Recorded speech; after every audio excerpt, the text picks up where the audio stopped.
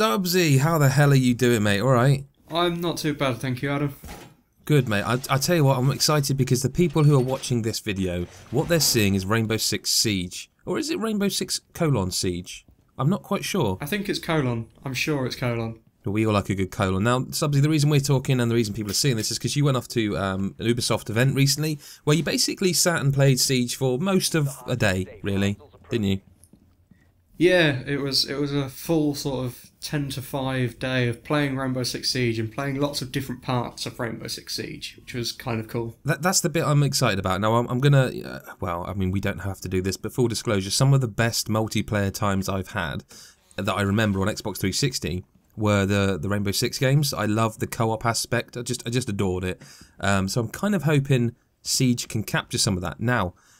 well, I mean, let's just start. Let's start with what you played first, because I believe you played what I guess some people are calling the campaign, but it's not a campaign, is it? It's like a mission-based objective type thing.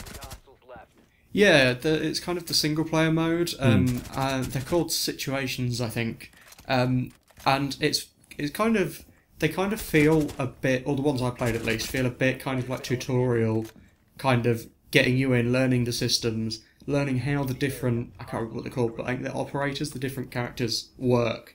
And so I got to play 5 of them, all of them quite different, and all of them with a different operator person.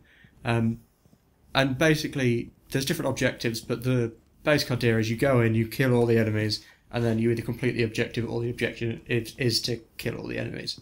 So now, the first one I played I want to ask you, sorry to interrupt you, but I want to ask you straight away. One of the things that I understand, I've tried to stay a little bit blind on this game because I kind of want to be, you know, fresh when I first play it. I avoided the beta and everything. But one of the things am I correct in understanding that part of the idea is that you can kind of complete levels, you can complete missions in different ways. Like, it's not, although there's an overall objective, like say, I don't know, 3-person 1, there's loads of different ways you can do that. Is that correct? Well, there's different ways you can go about each mission, but like if your objective is to, I don't know, save this hostage, you're not going to complete it unless you save that hostage. Yeah. But the levels are big enough for not... oh yeah, you know what I mean? Like that you can tons of choice. Right.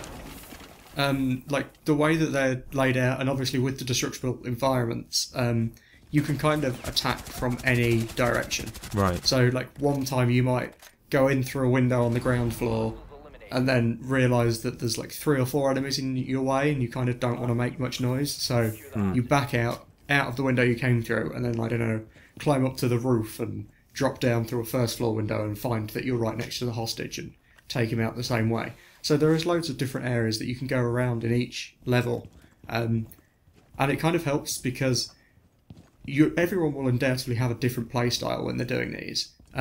So I liked to take sort of a slow and steady approach, trying not to make as much noise, trying not to be seen, kind of a stealthy. The Venom type snake thing. in you came out again, did it? Yeah. But is that based on class as well? Like, because obviously there's different classes which they amount to different loadouts, I'm guessing, and does that change how you play, or can you play your way with whichever class you choose?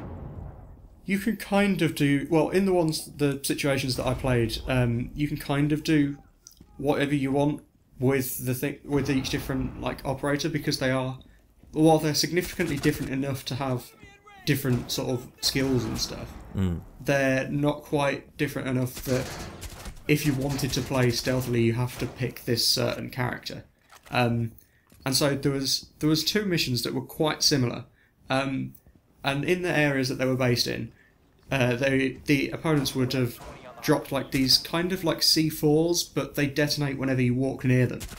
And there was areas where they would put like 5 or 6 on walls, and if you walk anywhere near them, you're pretty much instantly dead. Right. And so you can clear these out by either shooting them one at a time, or the operator in the final one that I did had EMP grenades, so you literally just roll one in, it blows up and it destroys all of them. Right. So, like, using that person was definitely more helpful than the time where you couldn't use that person, because it made it a lot easier to get past those things. But as I said, they are different, and their differences become more apparent when you hit the multiplayer side of things. That's where you want to sort of build a team composition like having your one guy who's going to tank everything and but these people. What did you say this mode was called again? You did say it. I've forgotten what you said. Situations. I think, maybe. So are they?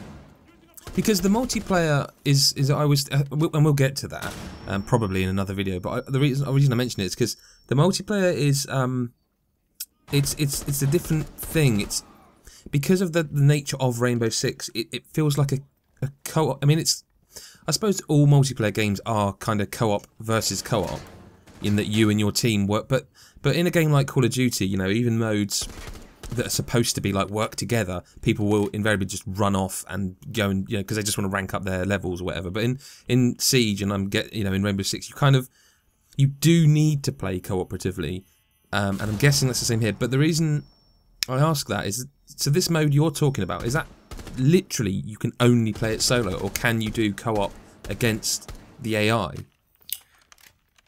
I don't know if you can do the situations co-op. We only got to try them single player. Right. It would seem weird if you can't, but there is the terrorist hunt mode is kind of back from classic Rainbow Six, which is co-op. That is the best. That is the best. Terrorist hunt is so good. And that's basically situations, but in co-op, except there's slight differences. It's not quite as linear. Here's your operator, you have to be that one. You get more choice. You can build a team composition, and you can attack you choose where you start, and all that sort of stuff.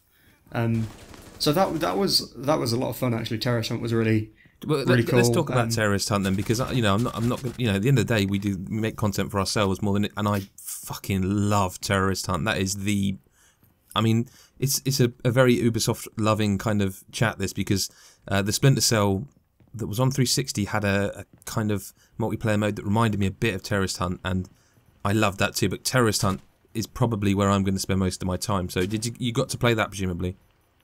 Yeah, we got a good hour and a half doing that, I think. Jesus Christ. And we sort of did it, 4 or 5 of us, doing the different situations. Does it still give you that buzz? Does it give you that buzz when you get it right with you and your? I mean, I know they're not your mates as such; they're just other media in the room. But does it still do it? You know what I mean? Yeah, it still feels really good. Yes. And we kind of started off, I wouldn't say we did it wrong to start off with, but we kind of did it the boring way, where we all stayed as a group. One guy just absolutely loved this guy with a riot shield who could throw grenades, so he sort of went out in front, and we would all sort of follow him and pick off anyone that we found, because he would be the tank. And that was alright, and then we sort of figured out, well, this is taking quite a long time, we could probably do it quicker if we split up. So we kind of split up into groups of usually a 3 and a 2. And like, we'd still have the riot shield guy who would go in literally the front door of every area. He would go right in at the front and just tank everything. As other people like went round the back, and as the AI was distracted by the guy at the front, we would just shoot the hell out of them from the back, which was quite cool. And so it's going to be, you're going to have people to play it with, obviously, and you're going to have to be prepared to communicate with them quite a lot. It's a proper co-op game, isn't it? And it sounds like it still is, but there is an important question about Terrorist Hunt. I don't know if you'll know the answer to this, but I have to ask it just for myself. One of the things about Terrorist Hunt is that you could change difficulty. Obviously, it wasn't just a set mission, and a lot of games now are getting sort of dumbed down. Do you know if you can check? Because playing Terrorist Hunt on like the ultimately massively hard difficulty was brutal, but the most satisfying thing. Please tell me you noticed difficulty settings. There was difficulty settings, but I think we only played on the easiest one because we were really that's bad fine. at it, Obviously, to be honest. You work up to it, don't you? You know, you tend to start on a normal, and then you think, right, we've done it, we're in. Stubbsy, honestly, Terrorist T-Hunt's just so fucking good. I mean, it sounds like I'm falling over a game I haven't played. Like, did you love it? Did you like it so far in a preview sense? Yeah, I really enjoyed my time with it. There was a few times where, like, you definitely it's kind of, you have to make the fun for yourself. Like, if you do play it not the wrong way, but if you play it in one of the more boring styles, then it does very much feel like another first-person shooter. But if you actually like plan ahead, come up with good ideas, and execute well, then there's not really any other game that does it at the minute like that. Which it was just really good fun overall and in general. Cool. Okay.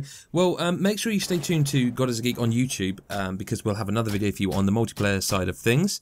Mike Stubbsy, you can follow at Mike Stubbsy. I'm at GBSF, and of course at God is a Geek is the main Twitter account. But make sure you do subscribe to us, especially if you haven't got it. Grab the YouTube gaming app on iOS because you can literally hit a button there that tells you, well, it sends you a notification to say they've put a new video up or they're live streaming, and that's, you know, you never miss a thing basically.